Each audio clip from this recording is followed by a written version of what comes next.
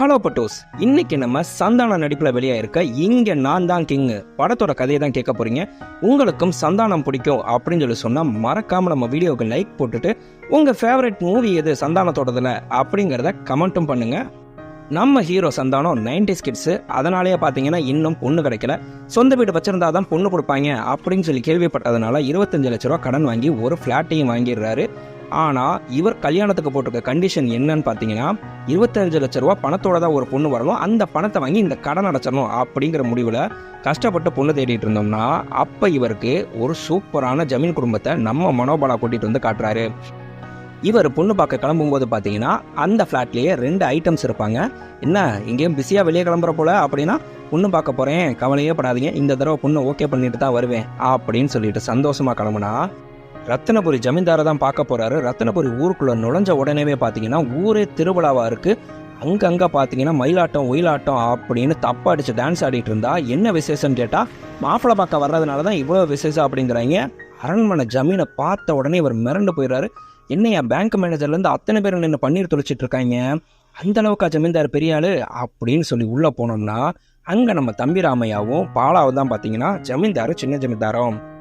மாப்பிள்ளைக்கு பொண்ணை பிடிச்சிருக்கா அப்படின்னு கேட்டால் பொண்ணெல்லாம் பிடிச்சிருக்குங்க, ஆனால் எனக்கு ஒரு கண்டிஷன் என்னன்னு பார்த்தீங்கன்னா எனக்கு 25 லட்ச ரூபா கடன் இருக்கு அப்படின்னு சொல்லி சொன்னோம்னா இங்கே யாருக்குங்க கடன் இல்லை, இதெல்லாம் ஒரு பெரிய விஷயமா அப்படின்னு எல்லாரும் சேர்ந்து சிரிக்கிறாங்க. அதே மாதிரி பொண்ணு வீட்டுக்காரவங்க எங்களுக்கு ஒரு கண்டிஷன் இருக்கு, கல்யாணம் ஆனதுக்கப்புறம் நாங்கள் எங்கள் பொண்ணோட ஒன்னாத்தான் இருப்போம், அவை சொல்கிறா இவை சொல்கிறான்னு சொல்லிட்டு நீங்கள் எங்களை வெளியே போக சொல்லக்கூடாது அப்படின்னு சொல்லிட்டு அக்ரிமெண்ட்டை கையெழுத்து வாங்குறாங்க. நான் பொண்ணுகிட்ட தனியாக பேசணும்னு சந்தானம் சொன்னால் டக்குன்னு நம்ம ஹீரோயின் எந்திரிச்சு வராங்க. ஜமீனில் இதை வழக்கம் இல்லை அப்படின்னு தட்டி கிடச்சிட்றாங்க. பொண்ணு ஓகேவான்னு கேட்டால் பொண்ணு ஓகே, கல்யாணம் இப்போயே வச்சாலும் தாலி கட்ட ரெடியாக இருக்காருன்னு நம்ம புரோக்கர் மனோபாலா சொன்னால் உடனே உள்ளே கூட்டிகிட்டு போய் காமிச்சா மனமேடையே ரெடியாகி வச்சுருக்காங்க. என்னங்க இப்படி ரெடி பண்ணி வச்சுருக்கீங்கன்னா, ஒருவேளை உடனே மாப்பிள்ளை கல்யாணத்துக்கு ரெடின்னு சொல்லி சொன்னால் ஜமீன் கல்யாணம் பண்ணி வைக்கலன்னா அது பெரிய தப்பாயிடும்ல, அதனால் நாங்கள் ரெடி பண்ணி வச்சுருக்கோம். ஒருவேளை மாப்பிள்ளை வேணான்னு சொல்லிட்டா கவலையே இல்லை, இந்த மேடையில் 10 ஏழைங்களுக்கு கல்யாணம் முடிச்சு வைப்போம் அப்படின்றாங்க. இவர் மிரண்டு போய் கல்யாணத்துக்கு ஓகே சொன்னால் தேனண்டா பாட்டெல்லாம் பாடுறாங்க. அப்பயும் நம்ம ஹீரோயின் ஒரு லெட்டர் எழுதி கையில் கொடுத்தா அந்த லெட்டரை முத்தம் கொடுத்துட்டு செட்ட பாக்கெட்டில் வச்சுக்கிறாரு. லாஸ்ட்டாக கல்யாணத்துக்கு ஓகே பண்ணி ரெஜிஸ்டர் ஆஃபீஸில் கையெழுத்தும் போட போகிறாங்க. அப்பையும் கையை தடுக்கிறாங்க நம்ம ஹீரோயின்.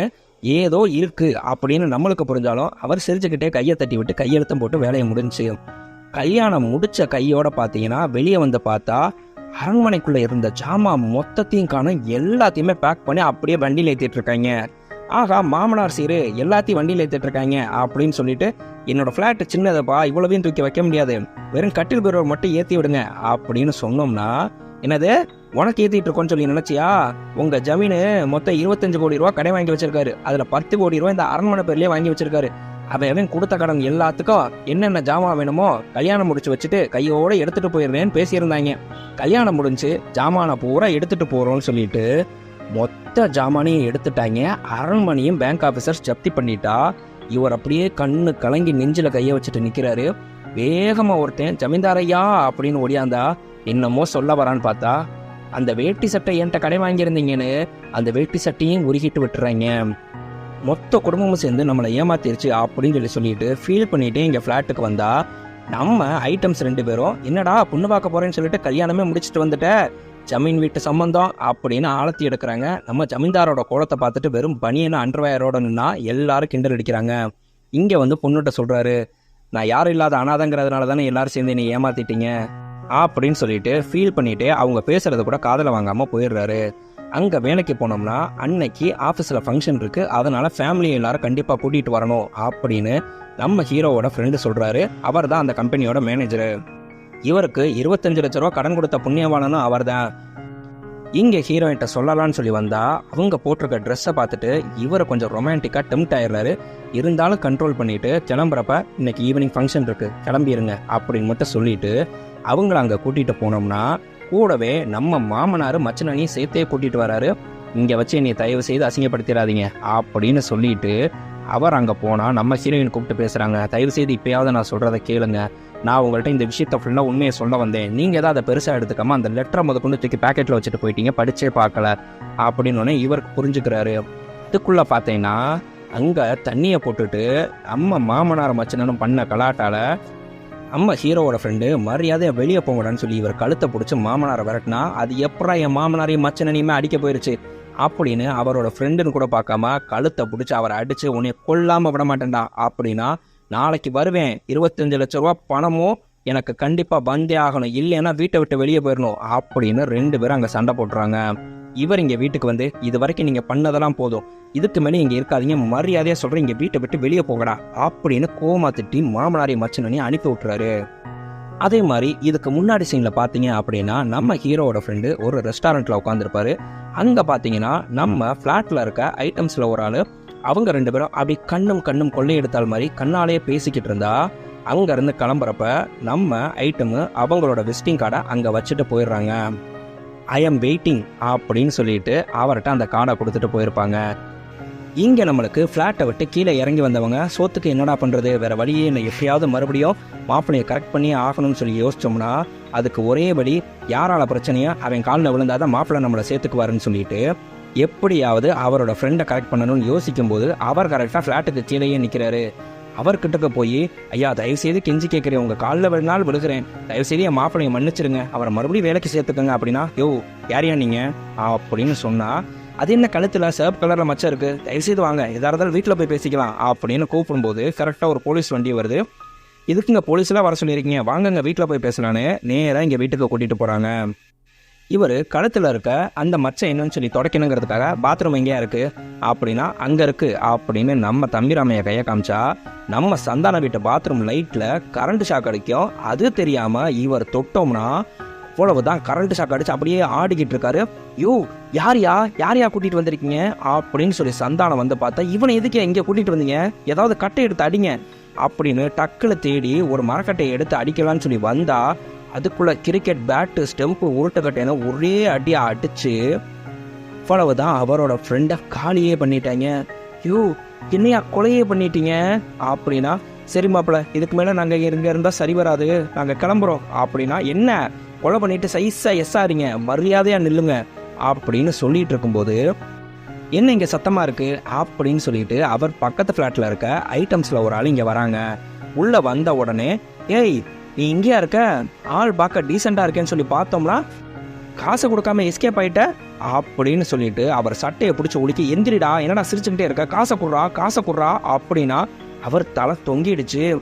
என்ன ஜானி தொங்கிட்ட அப்படிங்கிற மாதிரி அவங்க டேய் என்னடா கொலை பண்ணி வச்சிருக்கீங்க அப்படின்னு நீங்கள் திரும்பி பார்த்தா நம்ம ஹீரோயின் சொல்கிறாங்க நீங்கள் தான் வீட்டுக்குள்ளே வந்தீங்க, அவர் சட்டையை பிடிச்சி குழுக்குன்னு குலுக்கி காசு எங்கன்னு கேட்டு அவரை கொன்னுட்டீங்க அப்படின்னா என்னடா புது பொருளையாக இருக்குது, நான் இங்கே வரல, நான் எதையும் பார்க்கல, நான் கிளம்புறேன் அப்படின்னா நம்ம ஹீரோயின் கையில் வச்சுருந்த கட்டையை இந்தாங்க இதை பிடிங்க அப்படின்னா கட்டை எதுக்கு என் கையில் கொடுத்த, இப்போ கட்டையிலையும் கைரேகை இருக்குது சட்டையிலையும் கைரேகை இருக்குது, அப்போ நீங்கள் தானே ஃபாலோ பண்ணியிருக்கீங்க, டேய் இப்போ என்ன தாண்டா முடிவில் இருக்கீங்கன்னு சொன்னால் நம்ம சந்தானம் சொல்கிறாரு வேறு ஆப்ஷனே இல்லை, 2 ஆப்ஷன், ஒன்று நீ எங்களோட கூட்டு சேர்றது, இல்லையா 2வது நீ தான் கொலை பண்ண அப்படின்னு சொல்லிட்டு உள்ளே போகிறது அப்படின்னு சொன்னால் இவ்வளவு மோசமான குடும்பமாடா நீங்கள், ஜமீன் குடும்பம்னீங்கன்னா எனக்கே இப்போ தப்பா தெரியும் இவ்வளவு மோசமான குடும்பம்னு, வேறு வழியே இல்லை, ஏதாவது ஐடியா இருந்தால் சொல்லு அப்படின்னா எனக்கு தெரிஞ்சு பாடி பாலுன்னு ஒருத்தர் இருக்கான், அவன்கிட்ட கொடுத்தோம்னா ஈஸியாக இந்த பாடியை டிஸ்போஸ் பண்ணிடுவான்னு சொல்லிட்டு ஃபோன் அடித்தா அது நம்ம முனிஸ்காந்த், பிரச்சனையே இல்லை நைட் என்கிட்ட பாடியை மட்டும் ஒப்பட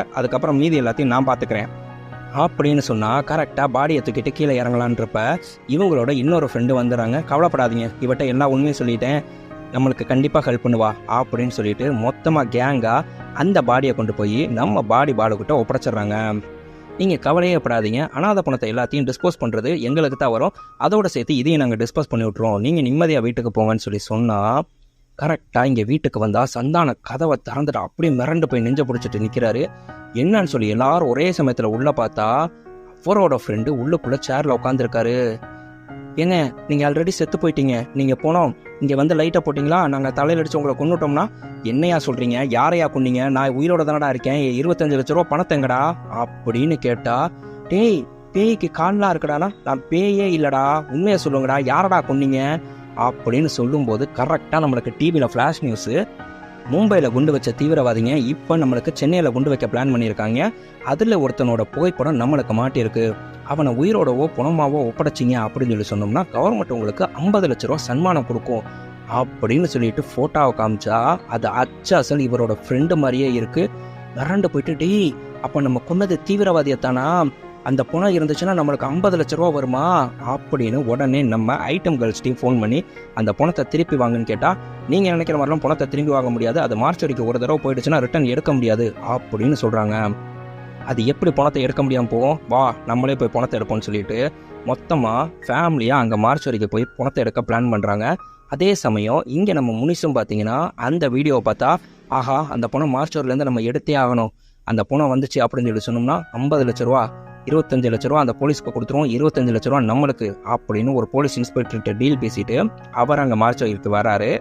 மார்ச்சுரிக்குள்ள நம்ம பாலாவை பணம் மாதிரி உள்ளே போக சொல்லிட்டு உள்ளே போய் அந்த பணத்தை கட்டி அந்த ஏசி ஹோல் வழியாக நீ வெளியே விட்டுரு, நாங்கள் இங்கே எடுத்துக்கிறோம் அப்படின்னு சொல்லி பிளான் பண்ணால், அதே மாதிரி நம்ம பாலா உள்ளே போயிடுறாரு. பணத்தை கட்டி அங்கே அனுப்பணும்னா இவர் அந்த ஏசி ஹோல்குள்ளே போகிறதுக்கு முன்னாடி உள்ள ஆள் வந்தோடனே டக்குன்னு இவர் அங்கேயே படுத்துக்கிறாரு. அங்கே ஏசி ஹோல்லேருந்து பணத்தை இழுக்கிறதுக்காக நம்ம சந்தானம் போய் கஷ்டப்பட்டு அந்த பணத்தை இழுத்து வெளியே கொண்டு வந்தா தப்பிச்சம் பொழைச்சேன்னு நம்ம பாலாவும் வெளியே வந்துடுறாரு. இவங்க பணத்தை வீல் சேரில் வச்சு கொண்டு வந்துட்டு இருக்கும்போது ஒரு டாக்டர் என்கொயரி பண்ணுறாங்க. தெரியாமல் வீல் சேரை கையில் விட்டுட்டா அந்த பணம் டைரெக்டாக நம்ம முனிஸ்காந்த்கிட்ட போய் மோதி நின்னா, ஆஹா பணம் நம்மளை தேடி வந்துருச்சுடா தூக்குடா அப்படின்னு சொல்லிட்டு அவங்க வேன்லேருந்து தூக்கிட்டு எஸ்கேப் ஆகும்போது நம்ம சந்தானம் கரெக்டாக பார்த்துட்டு, டேய் நீ உயிரோடு இருக்கதை அவங்க முன்னாடி நடந்து காட்டு, அவங்கள கன்ஃபியூஸ் பண்ணு, அதுக்குள்ளே நாங்கள் பணத்தை தூக்கிடுறோம் அப்படின்னு சொல்லிட்டு இங்கே அனுப்பி விட்றாங்க. இங்கே டெரரிஸ்ட் கேங்குக்கும் கமிஷனருக்கும் லிங்க் இருக்கும். கமிஷனர் சொல்கிறாரு அவனோட ஃபோட்டோ வெளியாயிருச்சு, இப்போதைக்கு இந்த மிஷன் எதுவும் வேணாம் அப்படின்னு சொல்லி சொன்னோம்னா, அப்படியெல்லாம் விட முடியாது, பாஸ்கியை நாங்கள் பார்த்துக்குறோம் அப்படின்னு சொல்லிட்டு, டேய் பாஸ்கி எங்கடா 2 நாள் ஆளக்கானோம் அப்படின்னு சொன்னோம்னா, ஜிபிஎஸ் உடம்புல இருக்கிறத ட்ராக் பண்ணால் அவர் ஜிஹெச்சில் இருக்காருன்னு அவரை தேடி இங்கே டெரரிஸ்ட் கேங்கு ஜிஹெச்சுக்கு வருது. நம்ம முனிஸ்காந்த் சந்தானத்தோட ஃப்ரெண்டை பணம்னு நினச்சி தூக்கிட்டு போகலான்னு வரும்போது டெரரிஸ்ட் கேங்க வந்து எங்காலையும் எங்கடா தூக்க பார்க்குறீங்கன்னு முனிஸ்காந்த் கேங்க அடிச்சு போட்டுட்டு நம்ம பாஸ்கின்னு சொல்லிட்டு இவர் ஃப்ரெண்டை கூட்டிகிட்டு போயிடுறாங்க. அங்கே போகிறப்ப தான் தெரியுது கமிஷனர் இவங்களும் லிங்க் அப்படின்னு சொன்னோன்னே டக்குன்னு நம்ம சந்தானத்துக்கு ஃபோன் அடிக்கிறாரு. ஃபோன் அடிச்சுட்டு, டேய் தயவு செய்து பணத்தை கமிஷனர்கிட்ட கொடுக்காதீங்க, கமிஷனர் இவங்களுமே லிங்க்கு சிக்குனீங்கன்னா அவ்வளோதான் அப்படின்னு சொல்லும்போது அதுக்குள்ளே நம்ம பாலா உள்ளே போய் பணத்தை பற்றி பேசிகிட்டு இருந்தோம்னா சந்தானம் டக்குன்னு வந்து, சார் பைத்தியா சார் ஒன்றும் நினச்சிக்காதீங்க அப்படின்னு சொல்லிட்டு இவரை கூட்டிகிட்டு வெளியே கிளம்பிடுறாரு. வேறு வழியே இல்லை. அப்போ இந்த பணத்தை டெரரிஸ்ட் கேங்கிட்ட கொடுத்துட்டு தான் நம்ம ஃப்ரெண்டு அமுல்ராஜை எப்படியாவது அங்கேருந்து காப்பாற்றிட்டு வரணும்னு இவர் பணத்தை எடுத்துகிட்டு நேராக டெரரிஸ்ட்டை போனோம்னா நம்ம முனிஸ்காந்த் கேங்கு வண்டியில் போகிறத பார்த்துட்டு பின்னாடியே ஃபாலோ பண்ணிட்டு வருது. இங்கே டெரரிஸ்ட் கேங்குக்கு உண்மை தெரிஞ்சு போச்சு, உண்மையான பாஸ்கி இவன் கிடையாது, பாஸ்கி இங்கே செத்து போய் கிடக்கான் அப்படின்னு சொன்னோன்னே மொத்த பேரையும் குடும்பத்தோட நிப்பாட்டி சுட்டு தள்ளுங்கடா அப்படின்னு சொல்லும்போது அங்கே முனிஸ்காந்த் கேங்கு வந்தால் அங்கே ஒரே கலாட்டாவாக ஒருத்தன் மாற்றி அடிச்சுக்கிறாங்க. கஷ்டப்பட்டு நம்ம சந்தானத்து கையில் மறுபடியும் கன்று போனால் எல்லா டெரரிஸ்ட்டையும் லாக் பண்ணிட்டு கேட்குறாரு, பாம் எங்கடா வச்சுருக்கீங்க அப்படின்னு சொல்லும்போது கோயம்பேட்டில் இருக்குன்னா மொத்த கோயம்பேடையும் போலீஸ் டீமே அலசுது. ஆனால் அப்படியும் கண்டுபிடிக்க முடியாதப்ப அங்கே டெரரிஸ்ட் ஒருத்தன், பாஸ்கி இங்கே என்ன பண்ணுற அப்படின்னு சொல்லும்போது டக்குன்னு அவனை பிடிச்சி எந்த பஸ்ஸில் இருக்குன்னு கண்டுபிடிச்சி பாமையும் டிஃப்யூஸ் பண்ணிடுறாங்க. மொத்த டெரரிஸ்டையும் கவர்மெண்ட்டுக்கு பிடிச்சி கொடுத்ததுனால நம்ம சந்தானம் குடும்பத்துக்கு 50 லட்ச ரூபா ரிவார்டும் கிடைக்கிது. இதுக்கு மேலே வேற என்ன, இனிதே இந்த படம் முடிவடைகிறது. ஓகே ஃப்ரெண்ட்ஸ், இந்த வீடியோ உங்களுக்கு பிடிச்சிருந்துச்சுன்னா மறக்காமல் நம்ம வீடியோக்கு ஒரு லைக் மட்டும் போட்டுருங்க. அப்படியே மறக்காமல் நம்ம சேனலுக்கு சப்ஸ்கிரைபும் பண்ணிடுங்க. மறுபடியும் அடுத்த ஒரு நல்ல வீடியோவில் உங்களை நான் சந்திக்கிறேன் ஃப்ரெண்ட்ஸ். பாய்.